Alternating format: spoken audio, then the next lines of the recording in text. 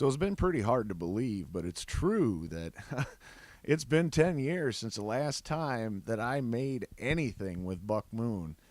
And so I want to give you guys a little bit of a history of Buck Moon.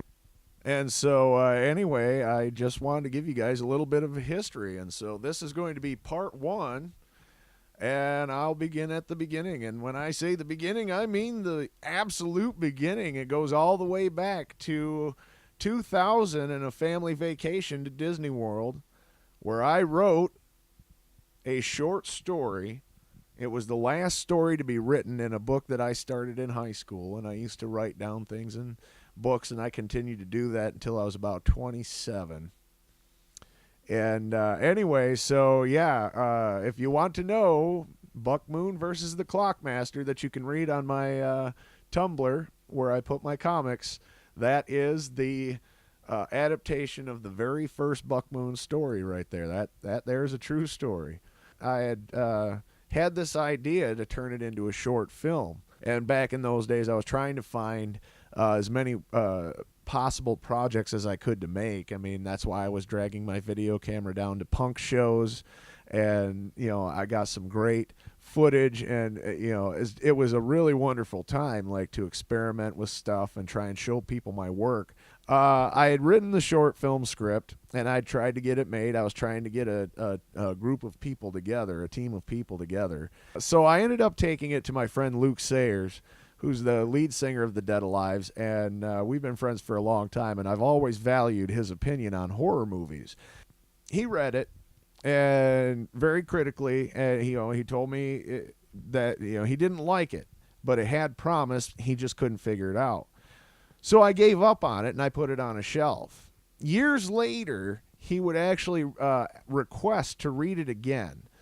And I brought it back to him, and he suggested one thing that changed the entire course of the story and inspired me so much. And this is a true story, mind you, that I went back home, locked myself in my bedroom for a week, and that was how the first draft of what is now the feature-length Buck Moon screenplay that has yet to be made, and what ultimately started this insane little journey of mine. But Justin Dickinson, who was also my co-writer, co-director on Buck Moon Got Your Back, we were the ones that had originally come up with the script and the story for that. Now, that was an original piece by us. In the early development stages for what I was trying to do at the time, there are pictures that exist of me that I was in the middle of losing weight at the time. At my heaviest, before I had lost weight, I was 415 pounds, and that's a true story.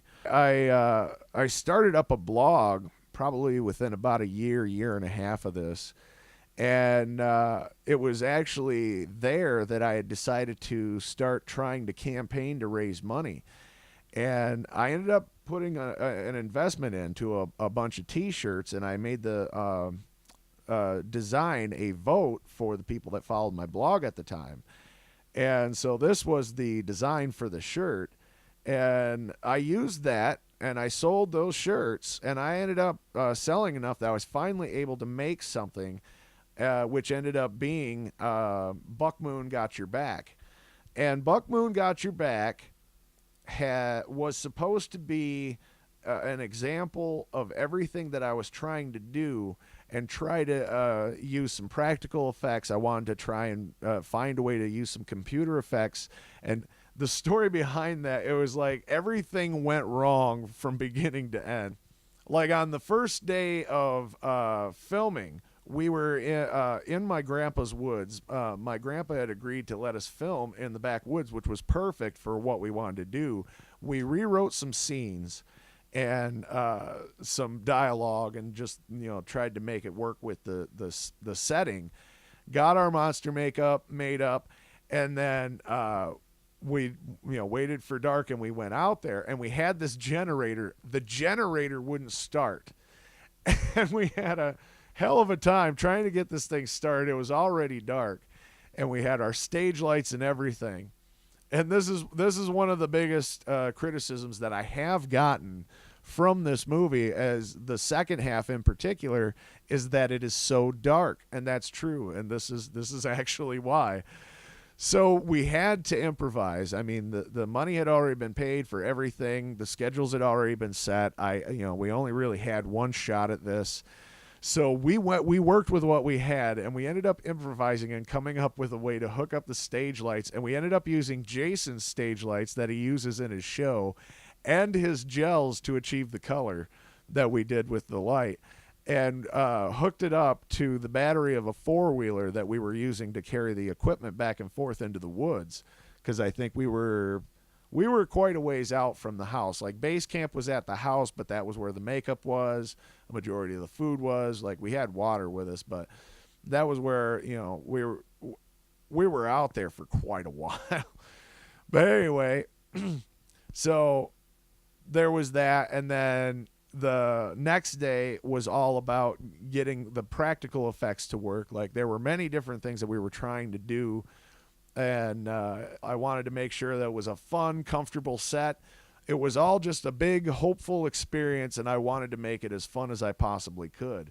Well, the second day of filming, we ended up waiting so much of the day for people to show up that failed to let me know that they weren't going to show up.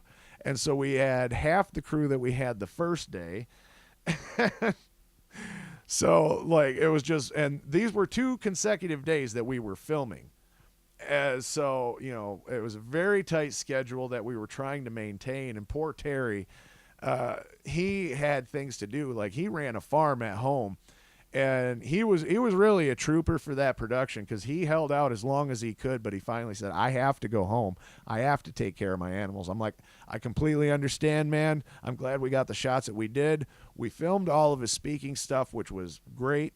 And so, no problem. So there's actually shots that we changed out the costume and just filmed from the back.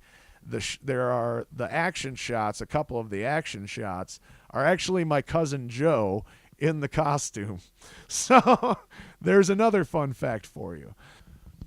But the experience itself was great, and I learned a lot from the whole thing. The reactions were rather mixed altogether, but it was overall a really neat experience, and if I could do it again, I would, but I'd probably have edited it differently.